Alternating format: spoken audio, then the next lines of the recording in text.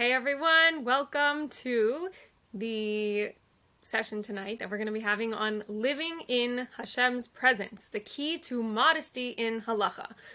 So really the topic is going to be about tznius and understanding it, but just as an introduction, first of all, why am I passionate about this mitzvah?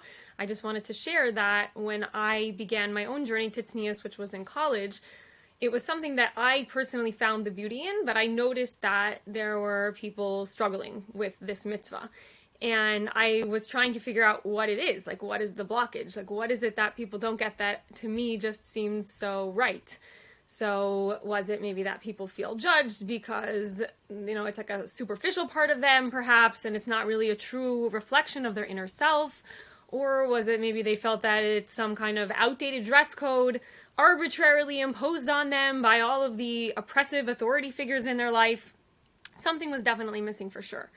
And in fact, as time passed, since the time I started keeping this mitzvah about 20 years ago, it became even more of a challenge, I think, and something that is even more of a subject that no one wants to talk about. So as a shlucha, something that I've learned that even if there's a subject that I might be really shy about or don't want to, I don't feel comfortable approaching people with, or maybe I think that the person isn't ready to hear it, the truth is that that's actually a very selfish approach, meaning that it could very well be that the person is interested in hearing, and maybe if I don't tell it to them, they may not ever hear it. And when it comes to this mitzvah, the mitzvah of tznius, it's something that I think for a long time maybe people are feeling uncomfortable to talk about or don't want to bring it up because it might make other people feel uncomfortable. But the truth is that we shouldn't be holding this mitzvah back. I feel like it needs to be given over, and I'd like to start a revolution in this department so that we view the mitzvah of tznius in a completely different way.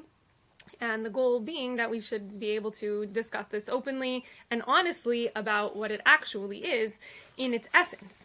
So I have spent some time working on a 6-week course on the topic of tznius, and tonight we are going to delve into lesson 2 of a 6-week course, and the focus is going to be on what is the primary way of understanding what tznius is about. So just to give a little bit of context, the course actually covers 5 different topics within the idea of tznius and explaining how tznius is really a composite of 5 different things.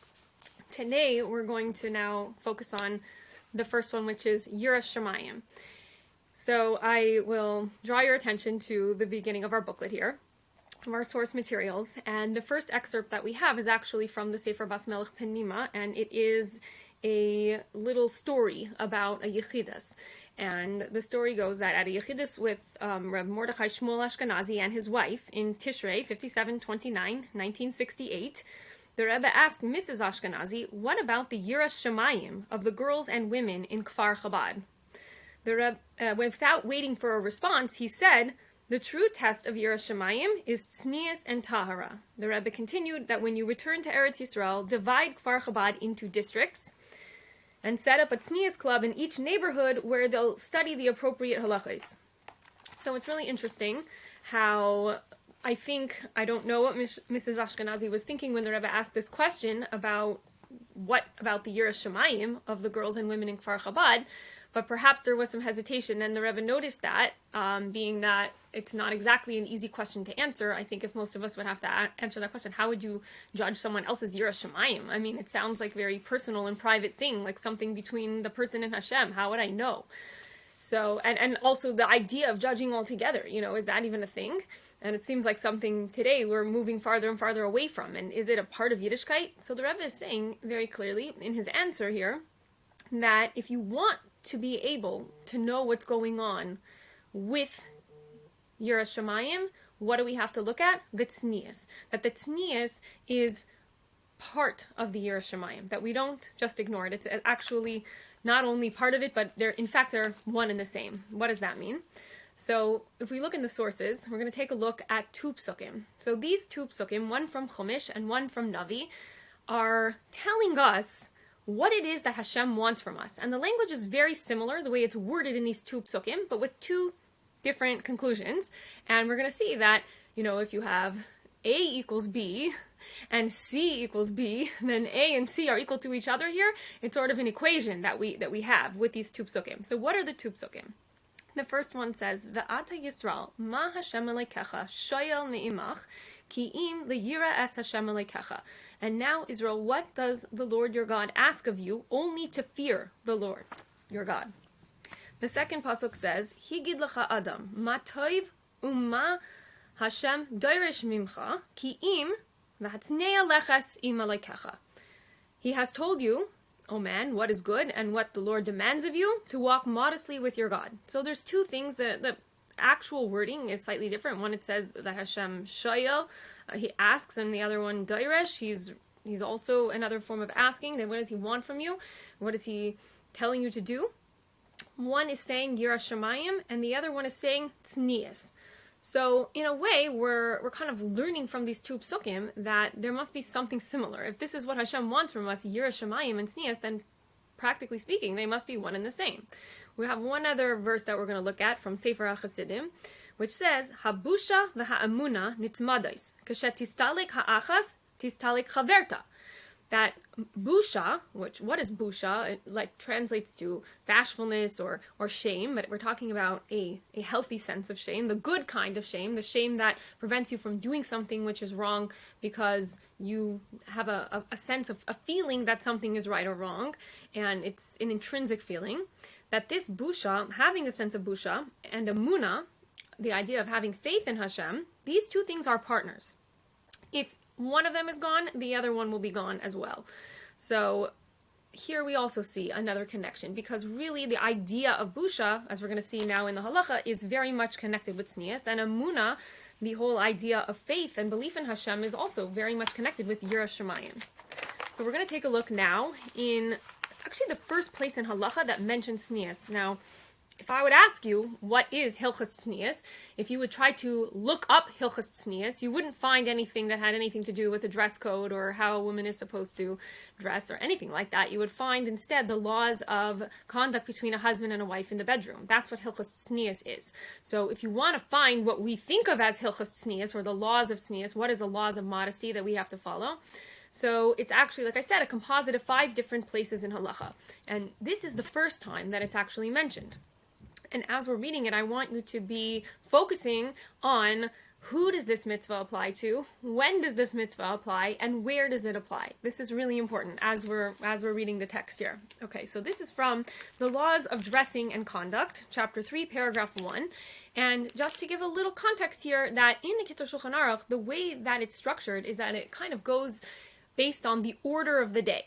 So we start with waking up in the morning and then all the activities that a person does throughout the day. So right away, one of the first things that we have to do is get dressed in the morning. So what does it tell us about how do we get dressed? Ksiv, v'hatznea leches im Elokecha. Right away, we're getting a quote from the pasuk that we just read from Micha. Lefichach tzarich ha'adam liyos tzanua b'chol orchosav. Therefore, it says that you have to walk modestly with your God. Therefore, it is necessary to be modest in all your ways. Now, I'm pointing out the word orchosav, that it's not saying with your clothing. It says specifically in all your ways. Everything that you do, in your speech, in your thoughts, in your actions. V'lachin k'sheloivish oipaishet es chalukai oisar bagadav sha'al b'sarai. Therefore, when you're putting on or removing your shirt, you're getting dressed or undressed or any other garment from your body, yedaktik me'oid, be very careful, shaloi legales eskufai, that you should not reveal or uncover unnecessarily any part of your body. Ella yalbishoi v'yavshitoi kishehu shoichev al mishkavai mechusa. But rather, what should you do? You should try to get dressed while lying in bed under a cover. Ba'al yoimar, and you should not say, Hinini b'chadrei chadarim, I am in a very private room. B'chashecha, and I'm in the dark. Mi royeni, so who's going to see me? Ki hakadosh baruch hu m'loi kol haaretz kavaydai, because the Holy One, blessed be He, whose glory fills the entire world. B'chashecha ka'oira lefanav yisbarach shmai. For Hashem, darkness is like light. Blessed be His name. V'hatznius v'haboishes, and tznius, modesty, and boishes, shame, there we have that word again, mevios es ha'adam lidei hachna lefanav yisbarach shmai. Bring a person to submissiveness before Him. Blessed be His name. So if you're following along so far, if you want to know, who does this mitzvah apply? This applies to all people. When does this mitzvah apply? At all times. Where? In all places. And we see very clearly that, and this is very important when we're understanding what the mitzvah of tznius is about, that it has nothing to do with other people. At the core, at the root, at the essence of what tznius is, it has nothing to do with anyone else. It has to do with one thing, being in Hashem's presence, and being mindful of being in Hashem's presence at all times. So in a way, really, tznius isn't even a dress code at all. It's actually more of an attitude or a mindset. It's a way of life. It's the way we do everything from the time we wake up in the morning until we go to sleep, and even while we're sleeping. It's awareness that Hashem is in our presence at all times. So we have some details. It says here, specifically when we talk about getting dressed and undressed, that there's a way to do it. So I just want to address that for a moment and just talk about that. A lot of people have questions, so does that mean that the only way to get dressed is under the covers? And isn't Hashem also under the covers? Or what about when I have to get undressed for different activities, like when I'm bathing, showering, or doing certain functions? So I want to point out that this is not a contradiction, that when a person does something that's for a need, because it's a need for their function, whether it's for their health or for just basic necessity throughout the day, that's not a contradiction to tznius. If it's done in privacy, then this is perfectly fine. But to what extent should we go to make sure that even when we're doing something for a need, we have to make sure that even in that situation, we have to ask ourselves very honestly, is this a need? Meaning, how much of my body even is being revealed? Is it necessary? And there are certain cases where it's necessary to be completely revealed. But again, that's because it's part of a need. And then we have to ask ourselves in the time when we're doing different activities, is this a need, honestly, in this situation? So but the premise here that we want to focus on is the fact that it's not that at certain times Hashem is there and at certain times Hashem is not there. Hashem is always there. As we see, it says very clearly, Hashem is in your room, even when you're all alone and in the dark, etc. Even when you think that no one is going to see you, that you're not hiding from Hashem. So primarily, we're talking about a mindset and of awareness that Hashem is with us at all times. So we're going to turn now to a sicha. This is from an excerpt, just a small paragraph here from Lekutei Sichos, volume 7, page 182 and 183. And really, I guess this is for focusing us to understand the maila, the advantage that we have when we have a God-centered life, when Hashem is at the center of our life, and when we realize that everything we're doing is not just for me, and what's good for me, and what feels good for me, and what I enjoy, and what's pleasurable, but that really, ultimately, when we're living our life from a place where our center is understanding that it's because of Hashem, and this is what Hashem wants, then ultimately that's actually also good for us. How does that work out? So it says here, Nivra hatkin shum erech nit lagabe bayra, that a creation doesn't have any comparison whatsoever compared to the Creator. Und derfar, wenn der kiyum ha-mitzvahs is blois mitzad ahava, when a person fulfills mitzvahs, which is coming only out of love, meaning the feeling of love that person has towards Hashem, was das is a hergesh welche is verbunden mit der Metzias ha'ohev. What is love? Love is a feeling which is connected with the existence of the one who is doing the loving. It's a created concept. Metzias hanivra, the existence of the creation.